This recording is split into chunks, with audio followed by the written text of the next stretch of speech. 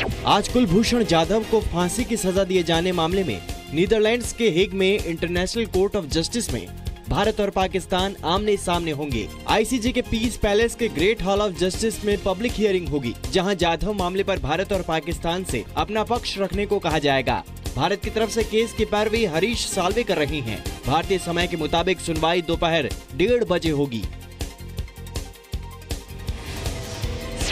जम्मू कश्मीर के कुपवाड़ा में आतंकियों और सेना के बीच हुई मुठभेड़ में सेना ने 2 आतंकियों को मार गिराया है। सेना को हंदवाड़ा में आतंकियों के छिपे होने की खबर मिली थी।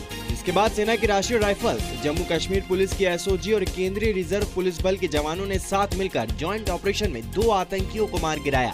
आतंकियों के पास से हथियार और गोला बारूद भी मिला है। एनकाउंटर में मारे गए दोनों आतंकी लश्कर ए तैयबा के बताए जा रहे हैं।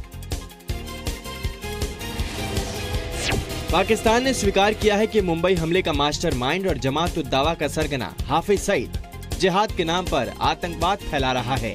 हाफिज सईद और उसके 4 साथियों को नजरबंद करने को लेकर हुई सुनवाई के दौरान पाकिस्तान के गृह मंत्रालय ने ये बातें कही। पाकिस्तान गृह मंत्रालय ने 3 सदस्यीय बोर्ड से कहा कि हाफिज सईद और उसके 4 साथियों को जिहाद के नाम पर आतंकवाद फैलाने के लिए हिरासत में लिया गया है।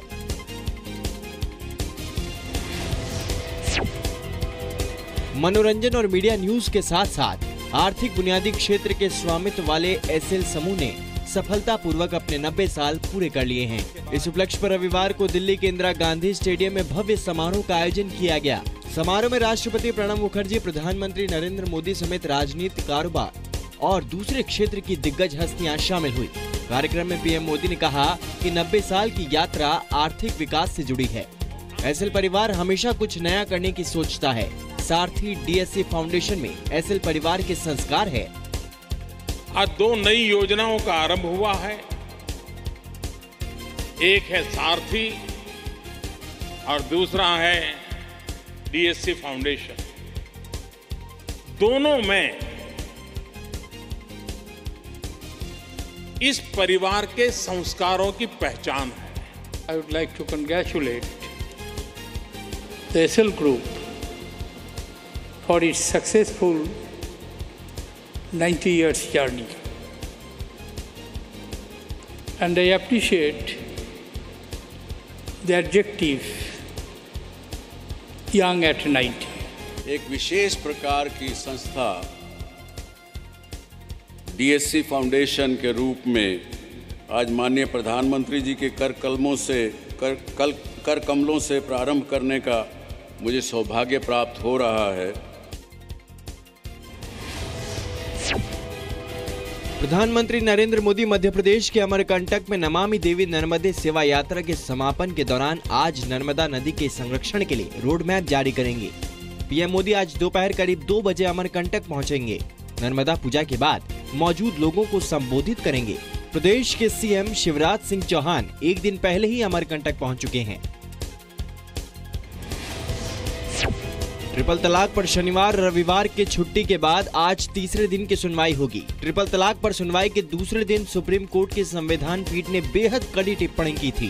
कोर्ट ने कहा था कि ट्रिपल तलाक निकाह खत्म करने का सबसे घिनौना तरीका है, लेकिन ऐसे संगठन भी हैं जो ट्रिपल तलाक को वैध बताते हैं। सुप्रीम कोर्ट ने कई सवाल पूछे थे। सलमान खुर्शीद ने कहा था कि ट्रिपल तलाक गलत है, पाप है, फिर भी कानूनन वैध है।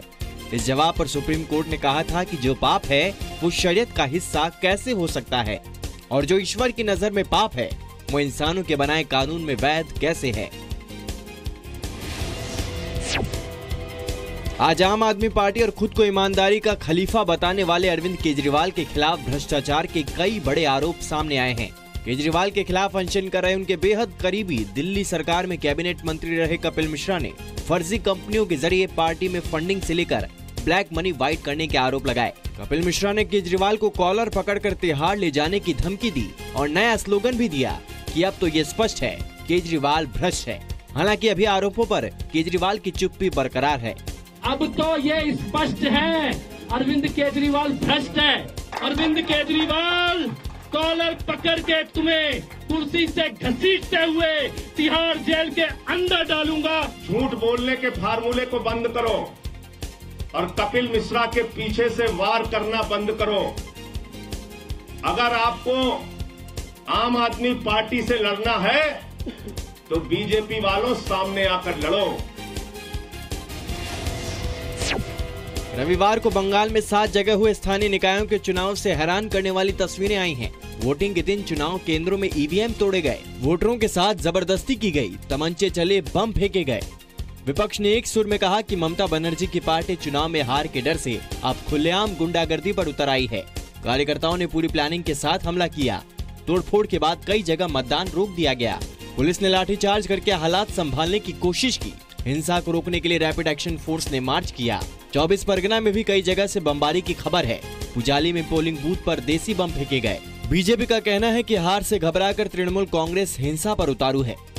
The Chief Minister is responsible because she is also happens to be the Home Minister. বিভিন্ন জায়গায় আক্রমণ করছে টিএমসি গুন্ডারা। দেখুন টিএমসি পার্টি একটি গুন্ডা পার্টিতে। योगी आदित्यनाथ सरकार के कार्यकाल का पहला विधानमंडल सत्र आज से शुरू हो रहा है। 22 मई तक चलने वाले इस सत्र के हंगामेदार होने के आसार हैं, जिसके लिए विपक्ष ने पूरी तैयारी कर ली है। सत्र की शुरुआत आज दोनों सदनों की संयुक्त बैठक से होगी, जिसे राज्यपाल राम नाईक संबोधित करेंगे। राज्यपाल के अभिभाषण पर बहस होगी। विपक्ष और सत्ता पक्ष के नेताओं के साथ साथ खुद मुख्यमंत्री योगी भी इस अभिभाषण पर अपनी बात रखेंगे। इस सत्र में जीएसटी बिल को विधानसभा से पारित किए जाने का प्लान है। हरियाणा के रोहतक में एक महिला के साथ निर्भया कांड जैसे गैंगरेप और हत्या के मामले में दोनों आरोपियों को लेकर निशानदेही के लिए सोनीपत पुलिस रविवार को घटना स्थल पर पहुंची। इस दौरान सोनीपत एफएसएल की टीम ने घटना स्थल से कुछ नमूने भी इकट्ठा किए। फिलहाल 2 आरोपी सुमित और विकास सोनीपत पुलिस की गिरफ्त में हैं। 9 मई से सोनीपत की रहने वाली महिला लापता थी और 11 मई को महिला का शव बहुत ही बुरी हालत में मिला था। सोनीपत पुलिस ने किसी भी प्रकार की जानकारी देने से फिलहाल इनकार कर दिया है।